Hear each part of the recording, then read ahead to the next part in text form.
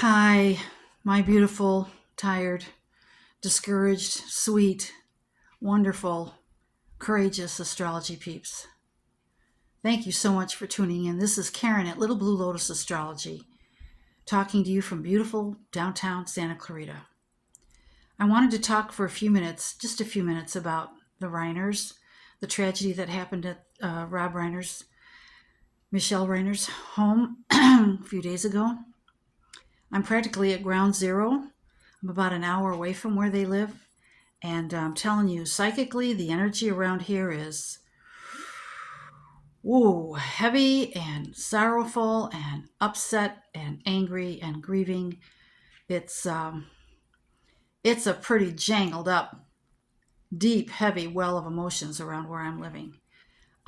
So, because I was such a fan of his, because I'm feeling all of this energy around what happened to him, I thought I'd look at his chart if the data was available. And it is available. It says that his birth time is 7 o'clock p.m., I think. That's what I read. And I'm thinking, how many people are actually born on the hour? But maybe he was, could have been. So I pulled up the chart and I'm like, whoa, I'm thinking this is an accurate birth time. All four of the angles in his chart, the rising sign, the bottom of the chart, the descendant, the midheaven, all 29 degrees. Now, some of you know that 29 degrees is a very karmic placement for an angle, a house cusp, or a planet. It means the pressure of that issue, of that house or planet, has been building for a number of lifetimes and is coming to a big finale in this lifetime. So he's got all four angles in 29 degrees. So I'm thinking, okay, what was he trying to do? What was he trying to accomplish? And what I decided, what I thought when I looked at this, was that he was trying to bring his inner vision out into the world, to be known for it, to be recognized for it. He had a very famous dad. And so I think I'm not saying he had a bad relationship with his dad, Karl Reiner, but I think there was an internal pressure in Rob to be an equal, but in his own way. He had to develop, he started out as a comedian, and then he started directing and branching out. And always with that inner vision of his unique inner vision to bring out into the world. And I would say he did a damn good job. When you look at some of the films that this man has made, some of the films that are iconic films for all of us in this country and throughout the world, beautiful films that had to do with love and death and sadness and separation, and but always a feeling of hope, and always with some way, well, usually, but most of the films had some way to laugh at what was going on, to use some humor to lighten up the tragedy or the sadness. That was his way, and I think he did a great job. So anyway, let's look at another thing that I noticed in the chart, in the birth chart. Two things that I want to bring up. One is his 10th house had an intercepted Cancer. The sign of Cancer was stuck in the middle of his 10th house.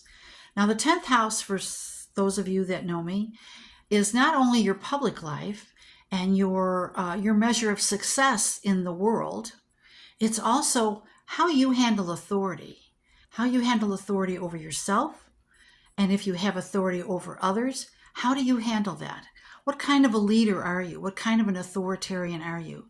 And for Rob, he has Gemini at the point, the 10th house point, that cusp, that very spot at the top in Gemini. So for him, talking about things was his way of being a boss, was his way of being a dad. Let's talk about it. Let's just look at all the angles. But then that Cancer hidden in the 10th house, that Cancer energy is divine feminine energy. It's the super mom energy. It's the, I want to protect you.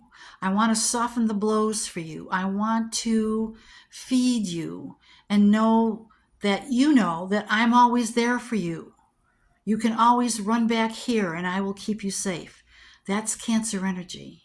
Now, that's how he was a dad. And I think that Nick probably needed a different kind of dad. A kind of dad that maybe Rob didn't have it in him to be. The kind of dad that would say enough is enough. Cancers, you know who you are out there. Cancer rising, Cancer moon, Cancer sun. We all have Cancer somewhere in our chart, everybody. We all have it somewhere. So that's where we persevere. We keep coming back to take care of the person that doesn't want us to take care of them or is toxic and we can't fix them. Cancers want to fix. Cancer's the mom kissing the boo-boo, putting the Band-Aid on. And she still wants to do that even when you're 45, 55, however old you are. She still wants to kiss the boo-boo and put the Band-Aid on. That's the Cancer mom or the Cancer dad or the Cancer friend or the Cancer wife or husband. And Nick probably needed to know that enough is enough. That's all I'm going to say about that. I'm not going to say whether this could be avoided or not, because the other thing I saw in the chart was that this has happened before between Nick and his father and perhaps Nick and his mother. I don't have Michelle's birth information, so I could not look at Michelle's chart. And but definitely between Rob and Nick. He's hurt his father. He's abused his father. Whether he was his father, he might not have been his father in that lifetime, but they've played out these roles of maybe big brother, big sister, trying to help the person that really can't be helped, and that person ending up losing control and hurting the big sister, the big brother, the father, the mother that was trying to help them, trying to save them. So then I looked at the transits. What was happening in the sky to bring all this up? Well, the first thing I saw was the transiting Mars. The Mars in the sky was at 29 degrees Sagittarius. I was like, okay. The bottom of Rob's chart is 29 degrees Sagittarius. The bottom of all of our charts is our home environment and our family, usually our immediate family. Mars, of course, triggers things. It has to do with temper. It has to do with anger. It has to do with actions taken because of anger and temper. It has to do with assertion. It has to do with aggression. And Rob's 8th house, which for all of us is the 8th house, is one of the main things. The 8th house is the house of death, is ruled by the sign of Aries. Aries is ruled by Mars. Aries also rules sharp weapons, knives, power tools, anything metal, anything sharp. That was how this was going to go down. The transiting Mars in Sagittarius, 29 degrees Sagittarius, was also an out of bounds Mars, which is an astrological term for a planet that has moved out of its orbit. And for Mars, that means that it is out of control. It is more powerful. It is more aggressive. It is more warlike. It is more angry. It is out of control on the very base of his chart, which meant it was squaring the rising sign, squaring the descendant. The rising sign, all of our rising sign has to do with our face and our physical body. A square is stressful. A square is conflict.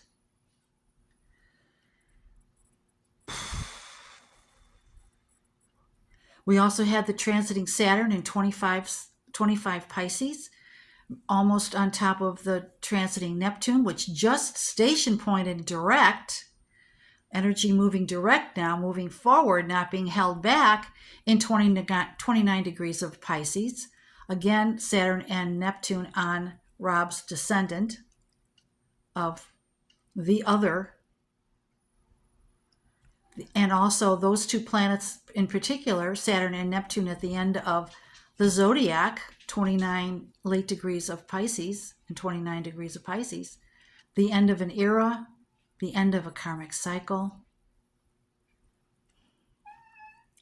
Then we had the transiting Pluto in 2 degrees of Aquarius. Now, it's been 2 degrees Aquarius a few times last year, and I'm thinking that probably at those times was when Rob and Michelle, either Nick manifested some kind of behavior that made them think, uh-oh, things are really coming to a head, things are really getting worse, things are really getting dangerous, and they still didn't do anything about it. Or maybe they did something, it just wasn't as effective as it could have been. But December 14th, Pluto was moving direct in 2 degrees of Aquarius on Rob's Venus. Venus is what we love. His Venus is right on the edge between the 4th and the 5th house. So the 4th house is his family. The 5th house is specifically his children. He loves his family. He loves his children. And there was Pluto right there, right on top. Venus, what is Pluto? Well, we just talked about Venus. What's Pluto? Pluto is death. Pluto is criminal activity. Pluto is the death of something and hopefully the rebirth of something else. So this has been coming along for quite a long time. When we have a Pluto in our chart something happening with Pluto in our chart, we know deep inside that this has been building for a while, and now it's just starting to come up. And that's what the Pluto does. It excavates, it digs up from the very deep, from the very deepest levels. So I didn't even look at any of the other aspects. I thought, this is already the perfect storm. This is already something that's happened before. And something that's beyond tragic. And hopefully some good things will come out of this. Recognition about substance abuse. Not just recognition, but let's take some action to do something about it. Mental illness. We've been ignoring that for many years in this country since Reagan. Maybe it's high time. It's high time we did something about people in this country that are struggling with mental illness. Anyway, we're all praying together for peace for Rob and Michelle, for even peace for Nick, and some kind of resolution to the demons he's struggling with, and comfort for the other children in the Reiner family and their friends. Some of them are suffering so badly from this. We can all pray for that. I have another video coming right on the heels of this one about our country. I will be putting that out in the next day or two. And I want to mention somebody that a lot of you know, my friend Lori Bell. She's been on Susan's channel a number of times. She's a psychic healer. She's a good friend of mine. In Surprise, Arizona, has worked on me many times. I've sent a lot of you to her for psychic healing. And she has made this wonderful product called the Ouch Balm or the Ouch Oil. And now there's a new and improved version where you can get the basic Ouch Oil or Balm. And now there's an Ouch Plus Oil or Balm. Just checked with her. She's got a lot of ingredients. She's ready to make a whole new batch. If any of you are wanting to treat yourself for Christmas or help support some New Year's resolutions you might have about feeling healthier, so you're going to start exercising more, that means more sore muscles, this Ouch Balm, or maybe you've got some surgeries planned. This Ouch Balm or oil is fantastic for healing pain and any kind of injury anywhere on the body. I'm telling you, from personal experience, I've given some to some of my friends. The feedback I get from them is like, oh my God, where has this been all my life? You might want to check out Lori's website, get yourself some Ouch Balm, Reiki Rising Dash Healing. Ugh, starting to lose my voice, sorry. I've had laryngitis off and on the past few weeks, so I'm going to get off while the getting's good, and I will see all of you soon. Thank you so, so much. Blessings to all of you. Bye-bye.